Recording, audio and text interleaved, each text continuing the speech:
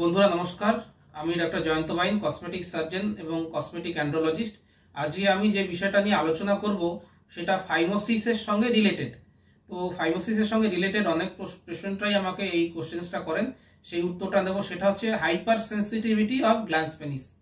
Glance পেনিসের hyper সেন্সিটিভিটিটা কি জিনিস, এটা কিভাবে সার্কামসিশন করার পরে এই সমস্যাটা কি ধরনের সমস্যা হয় বা কোনো সমস্যা এটা তৈরি করবে কিনা, এবং এই হাইপার সেন্সিটিভিটি কতদিনে চলে যাবে, এবং এই হাইপার সেন্সিটিভিটি থাকাটা ভালো না চলে যাওয়াটা ভালো, এটার উপকারিতা কি। তো এই হাইপার সেন্সিটিভিটি নিয়ে আজকে আমি কথা বলবো। তো আমি রেগুলারলি সার্কামসিশন সার্জারি করি, কসমেটিক সার্কামসিশন করি।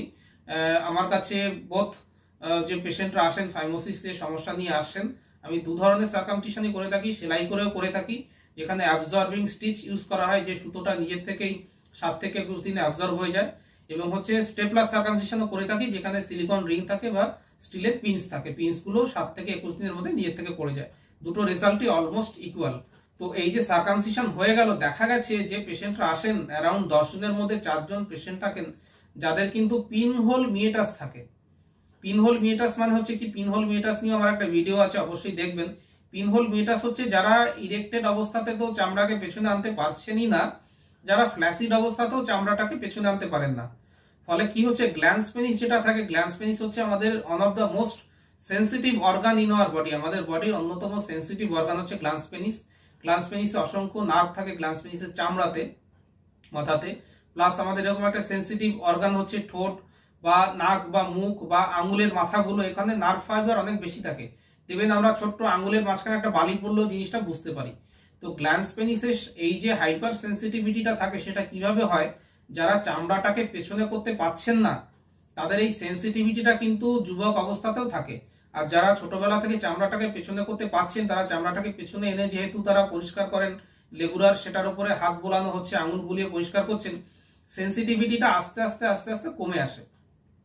এবং এই সেন্সিটিভিটিটা কমে আসাটা খুব দরকার, কারণ যাদের গ্ল্যান্স পেনিসের সেন্সিটিভিটি বেশি তাদের দ্রুত বীর্যপাত হয়ে যায়। সেক্স করতে গেলে পরে তাদের সেন্সিটিভিটি এত বেশি থাকে যে তাদের তাড়াতাড়ি ইজাকুলেশন হয়ে যায়। ফলে আপনি বা আপনার পার্টনার দুজনারই কিন্তু জিনিসটা আনস্যাটিসফাইড বা খারাপ লাগতে পারে।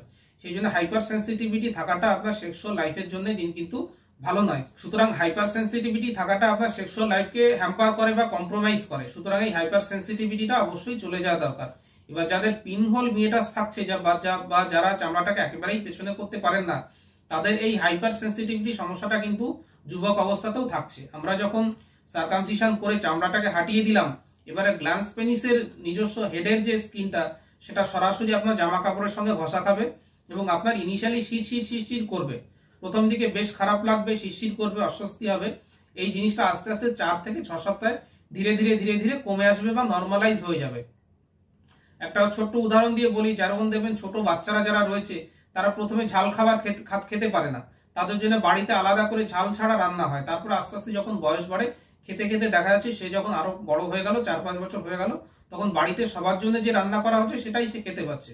তেমনি এই গ্ল্যান্স পেনিসের যে হাইপার সেন্সিটিভিটিটা রয়েছে, সেটা ধীরে ধীরে কিন্তু সইয়ে যেতে হবে, সেটা ধীরে ধীরে নর্মালাইজ করতে হবে, বা সেটাকে ধীরে ধীরে নিচে নামিয়ে আসতে পারবে। কারণ হাইপার সেন্সিটিভিটি থাকলে পরে আর্লি ইজাকুলেশন হয়ে যাবে। এবারে আর্লি ইজাকুলেশন ট্রিটমেন্ট করার একটা অন্যতম পদ্ধতি হচ্ছে এই সার্কামসিশন করে দেওয়া। তো যাই হোক, হাইপার সেন্সিটিভিটি নিয়ে আমি কথা বলছিলাম। এই হাইপার সেন্সিটিভিটিটা সার্কামসিশন সার্জারি করার পরে, বিশেষত যাদের হচ্ছে পিনহোল মিয়েটাস ছিল, তাদের ক্ষেত্রে এই সেন্সিটিভিটিটা একটা ইস্যু হয়। তাদের ধীরে ধীরে এই সেন্সিটিভিটিটা কমে যাবে, এটা নিয়ে চিন্তার কিছু নাই। 4 থেকে 6 সপ্তাহে নর্মালাইজ হয়ে যায়। প্রথম দিকে যদি দেখছেন খুব ঘষাঘষি লাগছে, অসুবিধা হচ্ছে, তাহলে একটা গজ পিস জড়িয়ে নেবেন, কারণ আপনি 2 দিনের বেশি আপনাকে বাড়িতে থাকার কোনো দরকার নেই। এবং আরেকটা জিনিস মনে রাখবেন, যত বেশি আপনি এই হাইপার সেন্সিটিভিটি থেকে যদি ভাবছেন যে সেটাকে বেশি করে গজ পিস মুড়িয়ে রাখি, কোন রকম ঘষা লাগবে না, তাহলে কিন্তু হাইপার সেন্সিটিভিটি অনেকদিন থাকবে। আপনাকে জিনিসটা সইয়ে দিতে হবে। তাকে যত আপনি প্রোটেকশন করে রাখবেন, ততদিন লেন্দি থাকবে আপনার হাইপার সেন্সিটিভিটির সমস্যাটা। সুতরাং ইনিশিয়ালি গজ পিস দিয়ে রাখবেন, কিন্তু চেষ্টা করবেন যখন বাড়িতে চলে আসেন হালকা প্যান্ট পরতে, যাতে ঘষাটা লাগে, সেন্সিটিভিটিটা আস্তে আস্তে যাতে সহ্য হয়ে যায়।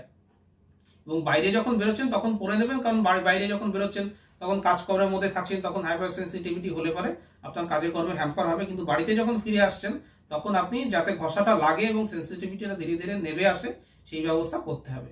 তাহলে বন্ধুরা, সেন্সিটিভিটি বা হাইপার সেন্সিটিভিটি নিয়ে আমি আলোচনা করলাম। হাইপার সেন্সিটিভিটিটা কেন আপনার জন্য না থাকা দরকার, কেন হাইপার সেন্সিটিভিটি চলে যাওয়া দরকার, ইজেকুলেশনটা তাহলে পরে হবে, আপনি এবং আপনার পার্টনার স্যাটিসফাইড হবেন, সেই জিনিসটা নিয়ে আলোচনা করলাম। এবং এই হাইপার সেন্সিটিভিটি সমস্যাটা হচ্ছে যাদের পিনহোল মিউটাস থাকে তাদের বেশি হয়, সেই জিনিসটাও বললাম। আশা করি হাইপার সেন্সিটিভিটি জিনিসটা কি, এটার অপকারিতা কি, এটাকে কি করে কমানো যায়, সার্কামসিশন সার্জারি করার পরে কতদিনে কমে যাবে, পুরো জিনিসটা নিয়ে আলোচনা করলাম। আশা করি জিনিসটা শুনে আপনাদের ভালো লাগলো বা আপনারা জিনিসটা বুঝতে পারলেন। যদি ফাইমোসিস বা সার্কামসিশন বা পিনহোল মিউটাস এই সম্বন্ধীয় কোনো প্রশ্ন থাকে, আমার এই ইউটিউব চ্যানেলে অনেকগুলো ভিডিও আছে, সেগুলো দেখতে পারেন, বা সরাসরি নিচে যে হোয়াটসঅ্যাপ নম্বর আছে সেখানে হোয়াটসঅ্যাপ করতে পারেন, বা ইউটিউব লিঙ্ক এসে লিখতে পারেন। আমি অবশ্যই প্রতিটা প্রশ্নের উত্তর ব্যক্তিগতভাবে ধরে ধরে দিয়ে দেবো। তো ভিডিওটা দেখার জন্য ধন্যবাদ। ভিডিওটা যদি ভালো লাগে আমার এই ভিডিওটাকে লাইক করুন এবং শেয়ার করুন এবং চ্যানেলটাকে সাবস্ক্রাইব করবেন। ভিডিওটা দেখার জন্য আবারও ধন্যবাদ জানাচ্ছি, কমেন্ট করবেন। Thank you.